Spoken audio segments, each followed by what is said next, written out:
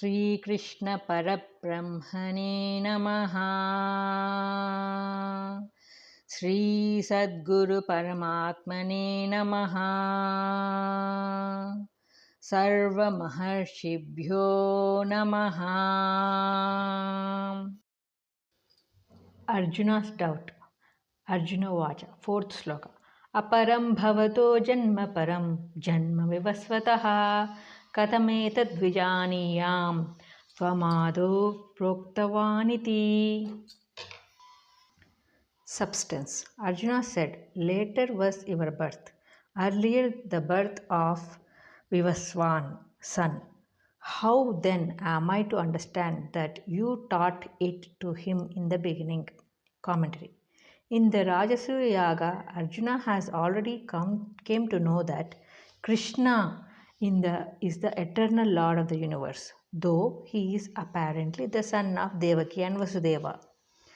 Still, it is quite possible that the supreme sacred of the Lord's incarnation might have appeared as a mystery to Arjuna, and he desired that the Lord himself should unravel the mystery. Arjuna's doubt is the doubt of all ordinary human beings, and so the Lord's answer is intended to enlighten mankind about the mystery of his incarnation in the world. Indeed, Lord Krishna is not a material form composed of 5 elements, as is the body of a human being. He is the eternal, all-pervading Supreme Being of the universe. This very truth is declared by the Lord in his reply to Arjuna. This universe and all that is in it can be looked at from the 3 planes of vision. As soon as someone sees a material object, man or animal, plant or stone, or anything else, he takes in the object through the visual sense organs. The form, the color, the shape, complexion, and other aspects of the external appearance. When he rises to that mental plane, he considers the character, qualities, nature of the object which could be understood only by the mind. When he rises higher still, he finds that all this universe with all that exists in it is nothing but the soul, the Atma, the Supreme Satchidananda. This is the spiritual plane of vision. The former two are relative truths. The last is the absolute truth. To distinguish this relative from the absolute and hold on to the absolute is the aim of spiritual sadhana. The Lord declares his real nature and supreme power. 5th sloka. Shri Bhagavanuvacha Bahuni me vyatitani janmani tava charjuna tanyaham veda sarvani natvam sveta paramtapa. Substance.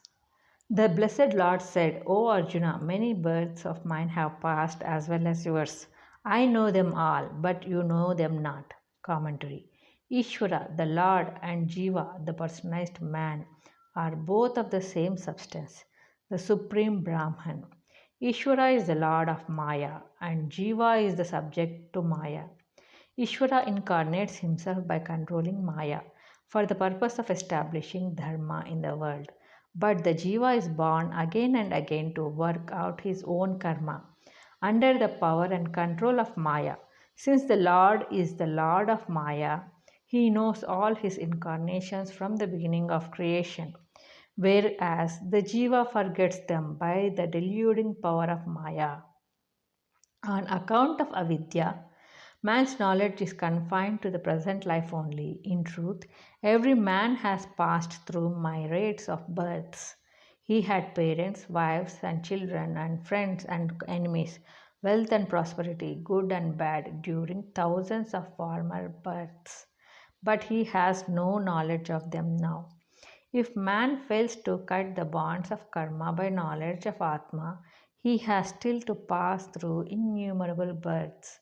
By virtue of good that he has done, he has now acquired the human birth, endowed with reason and discrimination, and not the birth of a worm or reptile or bird or beast.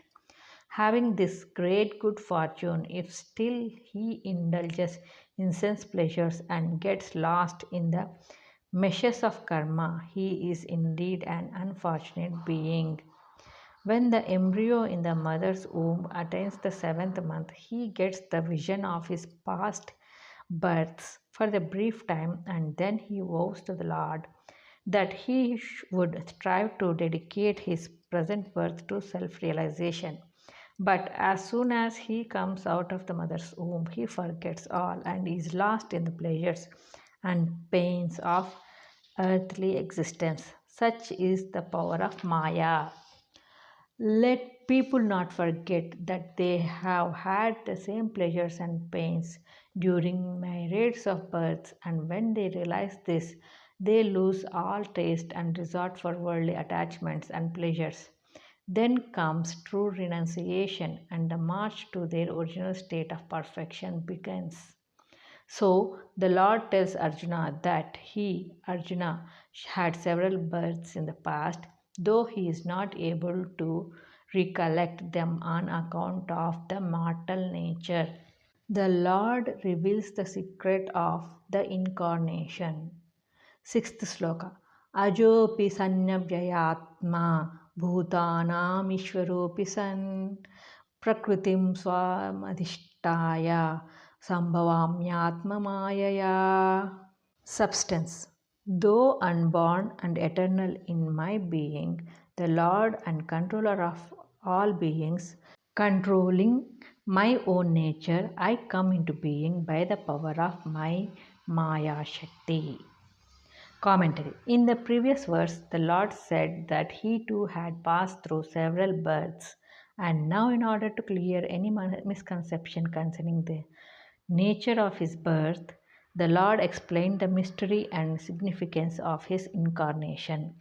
The common man takes birth as an effect of his own karma, but the Lord has no such karma to work out, and nothing has power over him.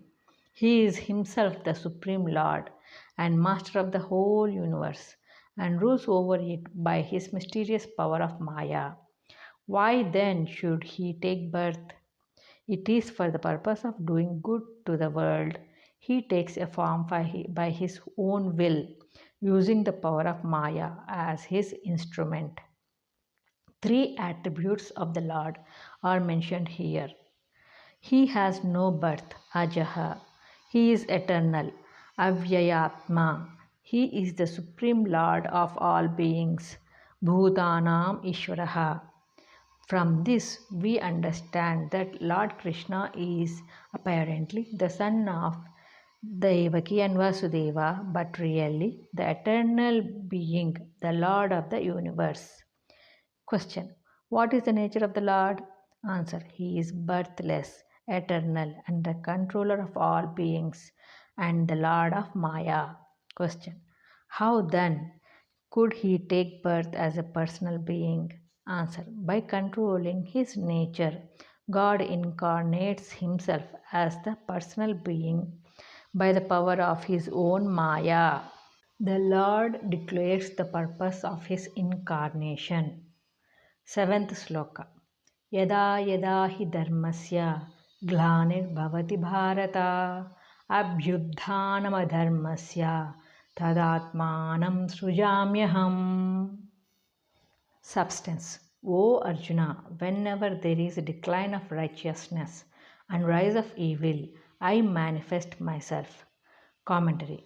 The imperative necessity of dharma as the basic principle of man's existence, peace and happiness is declared by the Lord.